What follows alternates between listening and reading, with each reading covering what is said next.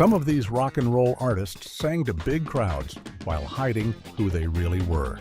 20. Rock and roll transgender artists before and after tell stories of pain, strength, and truth coming out. Let us stand in the light where the truth finally shows and nothing feels the same. 1. Laura Jane Grace. Laura Jane Grace didn't just crash through punk rock. She rewired it from the inside. Before she came out, she was Tom Gabble, the voice of Against Me, angry, sharp, on fire. But under all that fury was something deeper, something no guitar could drown out. Gender dysphoria, a war she was fighting every time she stepped on stage. In 2012, she stopped hiding. She said it out loud. I'm transgender. Punk didn't know what to do. The scene wasn't built for this kind of honesty. But Laura didn't wait for permission. She told her story with eyeliner, tattoos, and a middle finger aimed at fear. Then came Transgender Dysphoria Blues. The title said it all. The songs weren't subtle. They were scars, raw, furious, honest in ways that made people squirm. But she didn't write it for comfort. She wrote it to survive. Some fans disappeared. Others listened harder. But Laura didn't change for them. She changed for her. Her voice got louder, her presence bolder. No more pretending, just truth. She didn't become a new person. She peeled back the layers and showed us the real one. And what we saw wasn't just punk, it was revolution. Now when she sings, it's not a mask, it's a mirror. And every scream, every riff, every line is soaked in the freedom of finally being whole. Laura Jane Grace didn't ask punk rock to make space for her. She took it. And in doing so, she gave it a heartbeat it didn't know it was missing. 2. Jane County. Jane County didn't walk into punk. She exploded into it, covered in glitter, rage, and middle fingers. Before the world even knew what transgender mean, Jane was already on stage, daring people to look away. In the 70s, as Wayne County, she was wild, snarling through smoke and eyeliner. She wasn't just part of punk's birth. She was the scream in its first breath. Back then, she was dangerous. Not because of the music, but because she refused to fit. She dressed loud, sang louder, and her gender, it didn't fit their boxes. She made it her weapon. When she came out as a trans woman in the 80s, there wasn't applause. There was backlash, silence, disgust. But Jane didn't blink. She slapped lipstick on the hate and kept singing. Her shows were chaos, spit, sweat, platform boots, and lyrics that bit like knives. She wasn't trying to be loved. She was trying to be real. And in doing so, she gave others permission to do the same. Punk never knew what to do with her. Too femme for the boys, too loud for the girls. So she carved her own space out of noise and nerve. She didn't just transition, she transformed the rules. She was glam before glam had guts, punk before punk had purpose. Jane County didn't ask to be remembered. She made it impossible to forget her. And every time a trans artist kicks open a stage door, her shadow's there, lipstick smeared, heels high, still screaming. 3. Lucas Silveira. Lucas Silveira didn't show up to play the game. He came to flip the damn board. As the frontman of the Cliques, he wasn't just a face in a crowd. He was the storm. Voices like gravel and gasoline. Songs that punched straight through your chest. But back then, the world saw someone else. Heard the voice but missed the truth. Before the transition, he was already breaking molds. A queer icon. A rock rebel. But he was suffocating. Screaming into songs that no one really heard. Not until he came out. Not until he said, "I'm a transgender man." He didn't wait until the cameras were gone. He transitioned in front of the industry, in front of fans, on tour, on stage, while the spotlight was still hot and unforgiving. Some fans turned away, said they were confused, but Lucas didn't flinch. He kept playing, kept writing, kept screaming, because he wasn't doing it for them. He was finally doing it for him. His voice changed, got deeper, heavier, but what came through was the same pain, the same fight, now with nothing holding it back. The Cliques didn't die with his transition. They evolved, because Lucas finally had nothing left to hide. He didn't become a symbol by choice, but he became one anyway.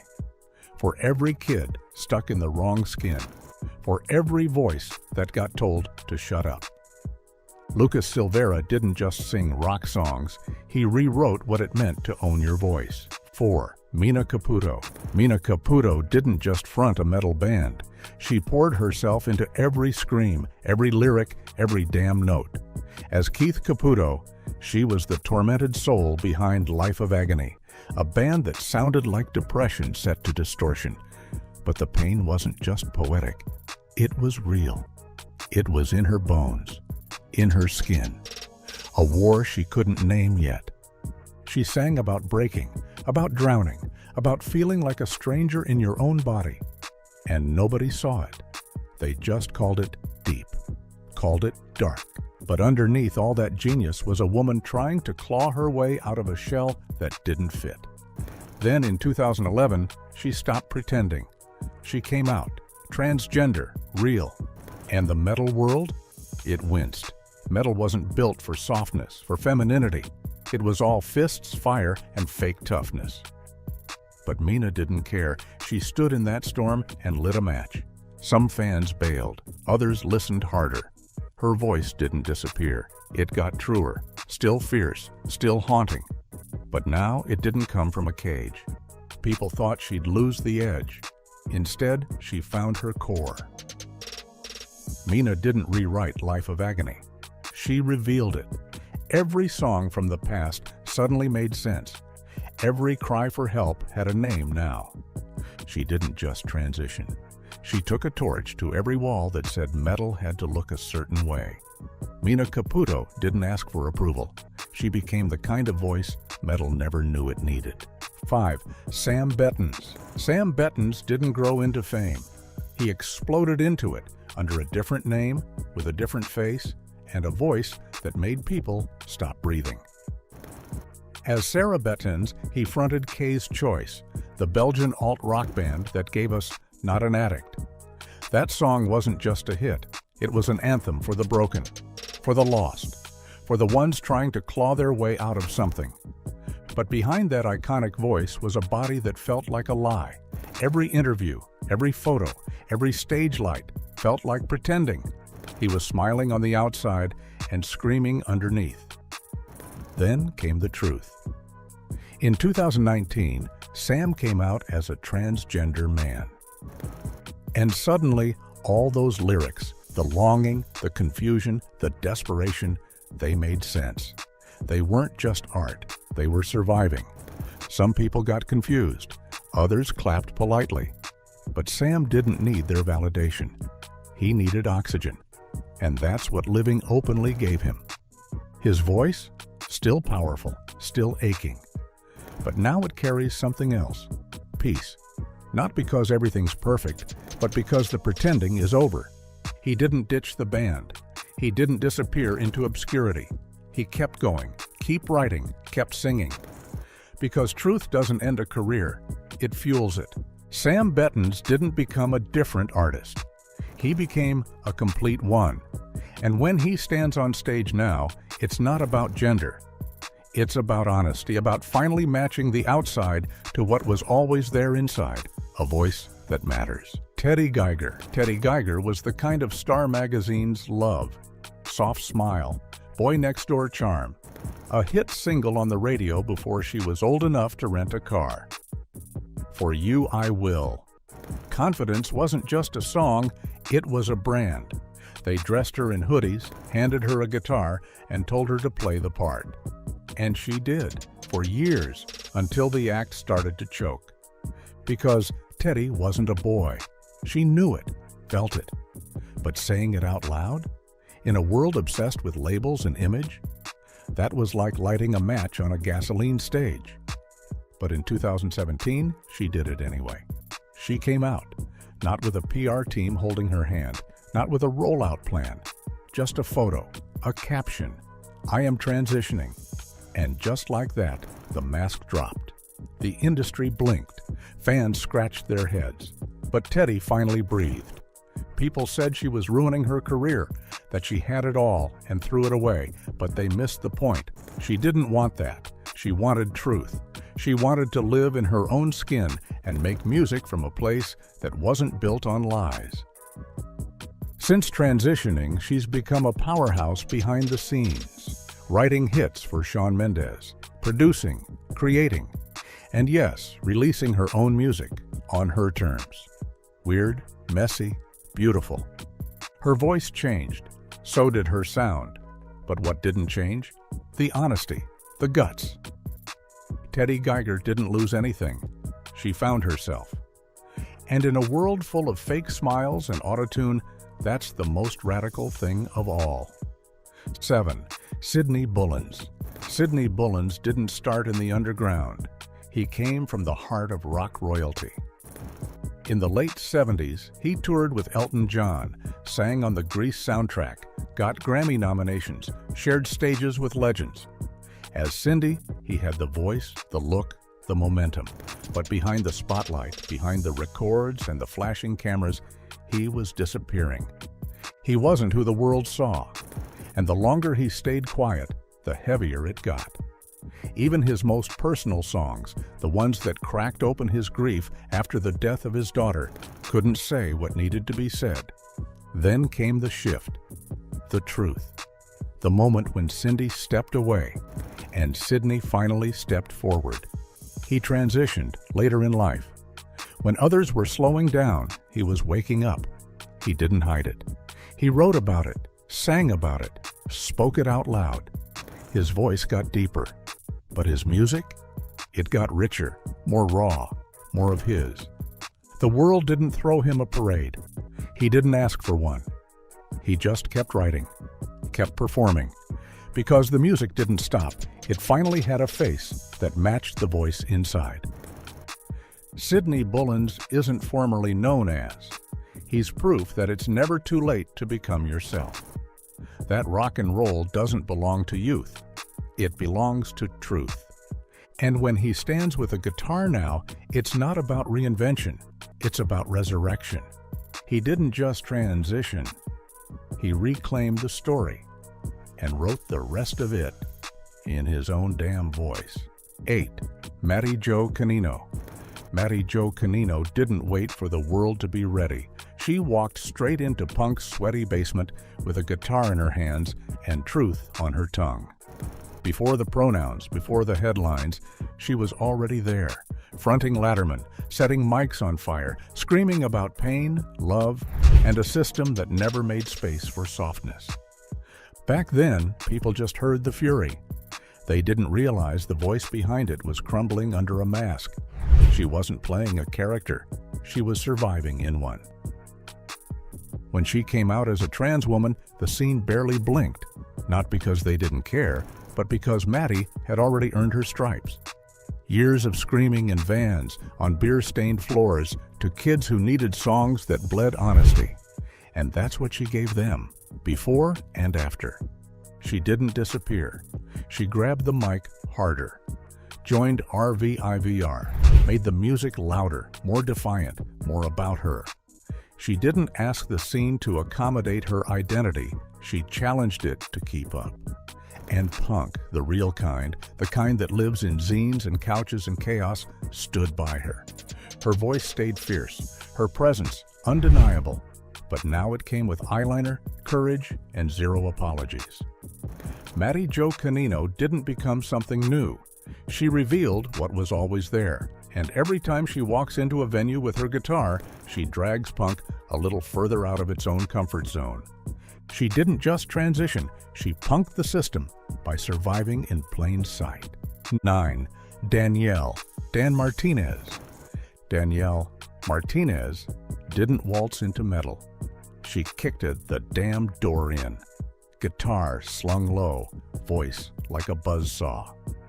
As Dan, she helped build Cretin into one of the nastiest, tightest grindcore machines around. Fast, brutal, loud enough to peel paint off the walls.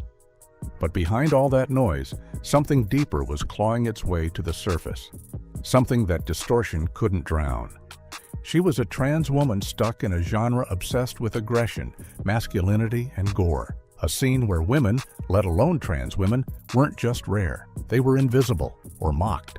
But Danielle didn't care. She came out anyway. Not with a ballad, not with a press tour, just honesty. One post, one truth. Then she went right back to the music, daring anyone to question her place on that stage. Some fans vanished. Others leaned in. Because her riffs are still shredded, her screams still gutted. She didn't get softer, she got real. And that's more terrifying than any blast beat. Danielle didn't just come out, she came through. Her transition wasn't a rebrand, it was survival. And her music never flinched. If anything, it got heavier, deeper, sharper. She didn't stop being metal. She showed what metal could be, unfiltered, unapologetic, alive. Danielle Martinez didn't trade one identity for another. She stripped away the lie and stood there in full volume. And in a world that tries to erase people like her, she screamed louder. She didn't just belong in extreme metal, she rewrote the rules by daring to exist in it. 10. Quinn Christopherson. Quinn Christopherson didn't roar into the scene. He whispered. But that whisper? It carried like thunder. His song Erase Me, the one that won NPR's Tiny Desk contest, wasn't a single. It was a confession, a love letter, a war cry, all wrapped in soft chords and trembling honesty. Before the stage, before the spotlight, Quinn was a kid growing up in Alaska, a transgender man surrounded by silence. He didn't grow up hearing voices like his, so he became one. Erase Me wasn't just about transition. It was about visibility, about how people stop looking at you the same once you live your truth, about how being seen isn't always the same as being understood. And when the world heard that song, they stopped. They felt it, because it didn't scream. It ached. And sometimes that's louder. He didn't change himself to fit indie rock. He reshaped indie rock around his own story. With every lyric, he carved space. For trans men, for indigenous voices, for anyone who ever felt invisible.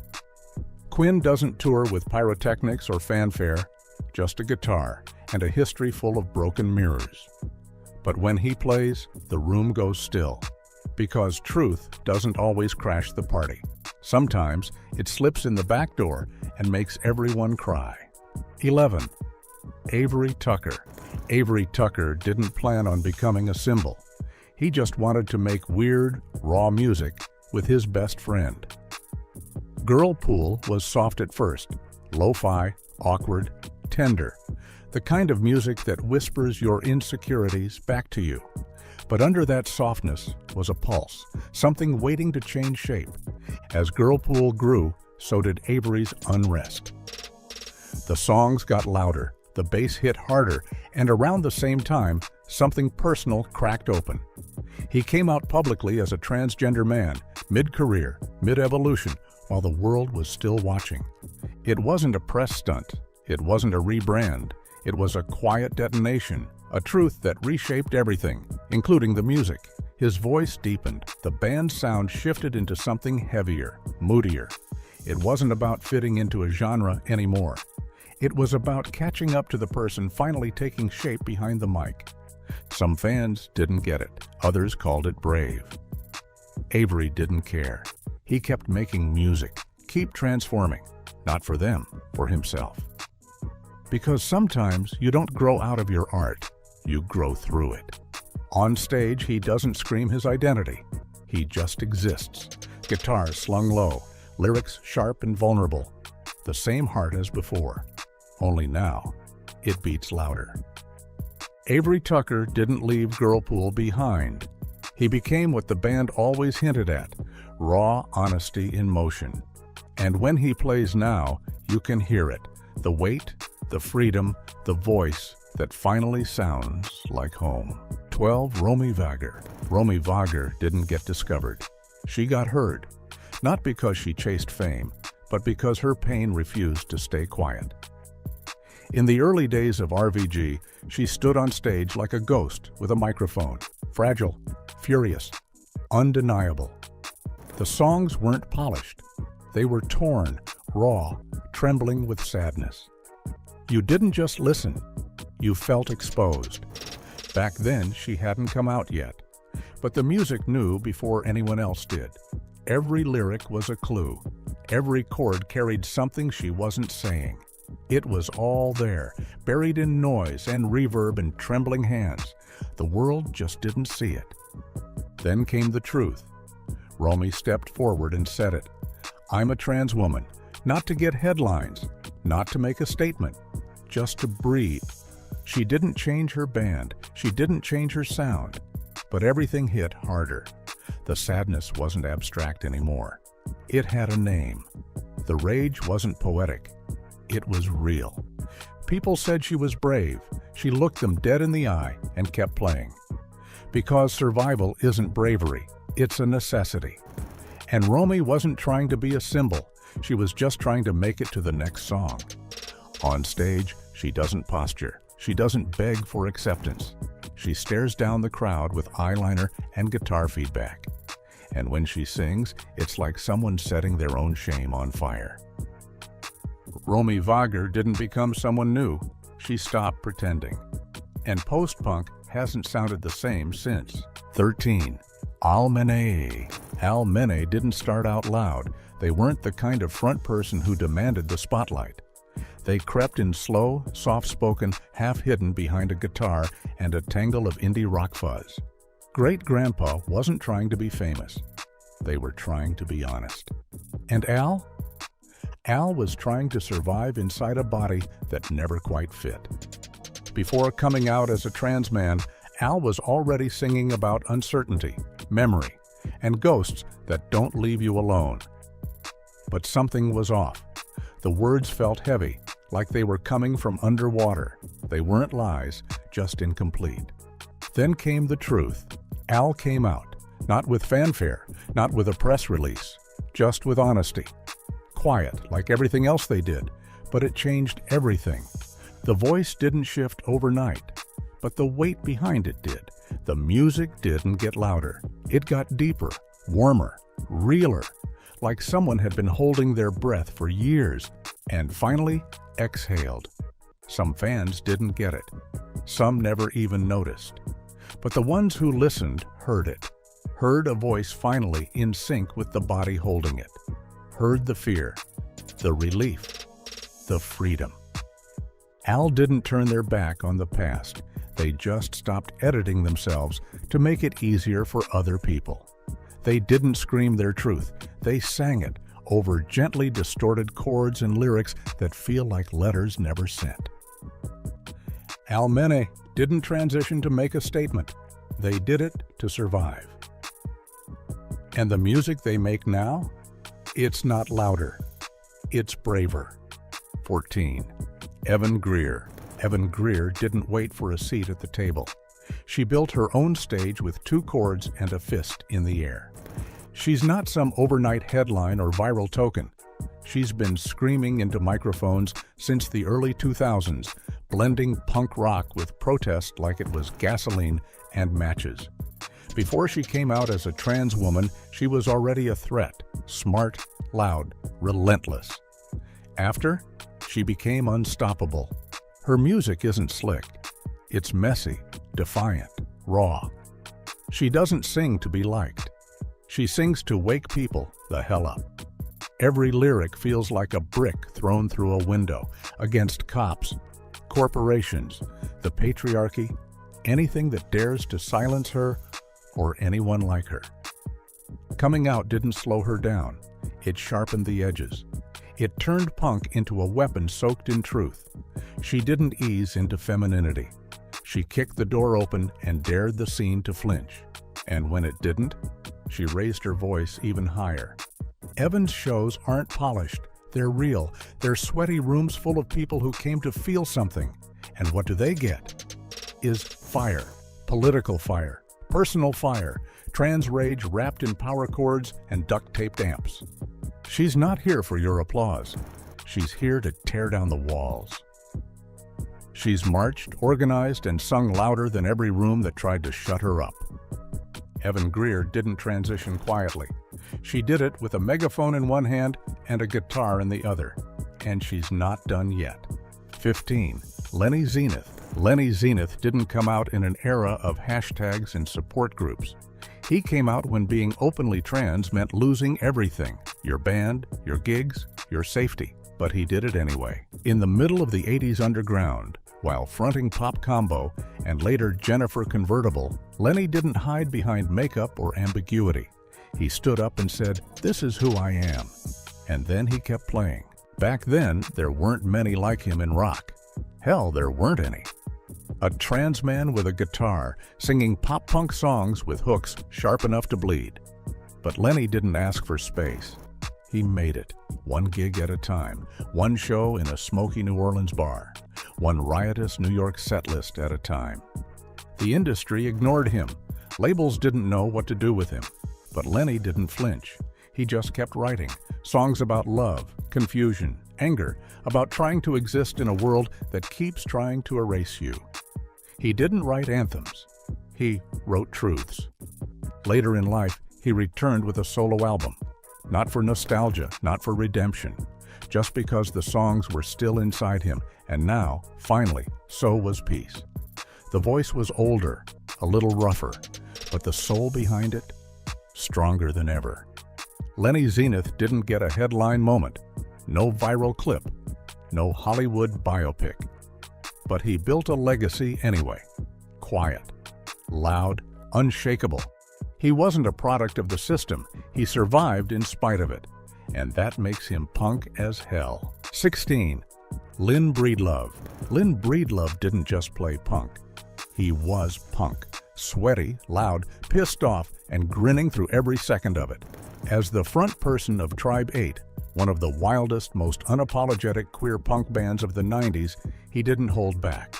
He got on stage with his chest out, his voice sharp, his middle finger ready.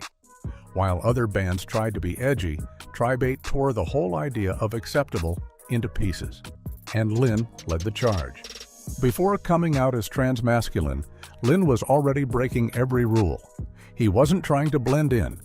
He was trying to burn it all down. The band's lyrics talked about desire, rage, power, shame, and survival, all shouted over distorted guitars like therapy that hits back. Coming out didn't change him. It was explained to him. All the grit, all the gender-bending chaos, all the glorious noise. It wasn't rebellion for rebellion's sake. It was Lynn telling the world exactly who he was, even before he had the words. He didn't soften. He didn't clean up. He kept going. Writing books, performing solo, organizing, making space for the next generation of queers with guitars and scars. Every time Lynn takes a mic, it's not a performance. It's a declaration. I'm still here, still loud, still dangerous to anyone who thinks punk belongs to straight white dudes with safety pins. Lynn Breedlove didn't transition to find peace. He did it to live without permission. And in the wreckage of punk's fake rules, he built something better, real, queer, and unforgettable. 17. Pascal Stevenson. Pascal Stevenson didn't kick down the door. She slipped through it quietly, bass in hand, already wired into the circuits of the post-punk underground. Before going solo, she played in bands like Moaning, laying down thick, brooding lines that pulsed under waves of distortion. She wasn't center stage, she was the current running beneath it. But even then, something inside was breaking through the noise. She came out mid-career. No parade, no headlines, just the truth. A transgender woman finding her voice in a genre that thrives on detachment.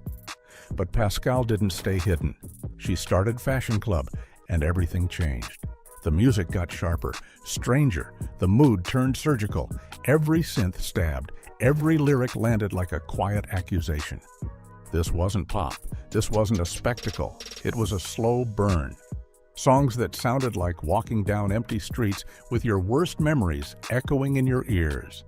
She wasn't trying to be your hero, she was trying to stay whole. In a scene where women, especially trans women, are still treated like ghosts or footnotes, Pascal became impossible to ignore. She didn't shout about her transition. She folded it into every beat, every word, every lonely note that never quite resolves. Her voice is calm. Her songs aren't. They twitch, unravel, pull loose threads. She sings like someone peeling off old skin and not apologizing for what's underneath. Pascal Stevenson didn't ask the indie world to understand her. She made them feel her instead. And now the silence between tracks hits just as hard as the sound. 18. Charlie Peck. Charlie Peck didn't walk onto the scene. He floated into it. Gentle voice, tender chords, and eyes that looked like they'd seen too much too young. His music was soft, sad, careful, like he was apologizing for existing, but still singing anyway. Then he dropped something nobody expected. A duet with himself.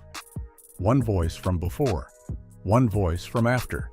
Two Charlies. One body learning how to breathe again. That video didn't scream for attention, but it hit people hard. It wasn't a stunt, it was a confession, a timestamp of survival. Charlie came out as a trans man in the middle of it all, not after the fame, not after a break, right in the middle of the music. And somehow the songs got even more honest. He didn't change genres, he just peeled off the layer that was keeping his heart quiet. His voice deepened, but it still trembled, still cracked, still carried the weight of someone trying to exist without asking for permission. He didn't need a label's blessing, just a mic and a reason to keep going. Now when Charlie sings, you don't hear the transition. You hear the truth. And that truth isn't loud. It doesn't slam doors. It sits next to you, looks you in the eye, and says, I made it. Charlie Peck didn't rewrite his story. He finished the verse that always felt incomplete. 19. Shauna Virago. Shauna Virago's voice isn't made for pop radio. It's gravel and grace and fury all tangled together. Acoustic punk stripped down to bones. Just her, a guitar, and words sharp enough to bleed. She's been doing this since before people had the language to describe her. Out as a trans woman when it was dangerous, touring before streaming, existing before it was trending. She didn't ride a wave, she built one. Her songs don't dance around issues. They gut them, about trans survival, about poverty, about being hunted just for being alive. She sings like she's lived through hell. And she has. And somehow, she came out with a smile and a middle finger. She's not interested in being your inspiration. She's interested in truth. She'll play a community center one night, then a punk fest the next. No flash, no filter. Just rage, rhythm, and razor wire resolve. Shauna's been called a pioneer, a legend. She shrugs. What she wants is for trans kids with guitars to know they're allowed to exist, allowed to speak, allowed to scream. Shauna Virago didn't wait for the world to catch up. She made music for the ones still running. For the ones too loud, too queer, too raw for categories. Her legacy isn't carved in marble, it's tattooed in chords. A defiant anthem in a world that still looks the other way. 20. Jamie Wilson. Jamie Wilson didn't step into music quietly. He kicked the door open with a six-string, a flannel shirt, and the kind of smile that dared people to question him. A trans man singing country-tinged rock ballads in dive bars that didn't always feel safe. He started pre-transition. Long hair, soft face, playing to crowds that heard the sound but didn't see the storm underneath. And then one day, he came out, not just in a post, in a song, in his voice. He shared before and after vocals, raw clips of what testosterone did to his pitch. But what didn't change? The fire, the soul, the pain behind every chord. People listened. Some praised it, some mocked. Jamie kept going. One gig at a time, one truth at a time. He didn't try to look perfect. He tried to look real. And his voice now? It's thunder. Deeper, fuller, but still shaking with the same heartbreak, same hope, same fight. Jamie doesn't want fame. He wants connection. He wants some kid out there to hear him and say, if he can do it, maybe I can too. He didn't just transition. He transformed in front of everyone, and he made it look like freedom, like owning your body, scars and all, like rewriting a genre with every breath. He didn't ask country music for permission. He carved out his own damn stage.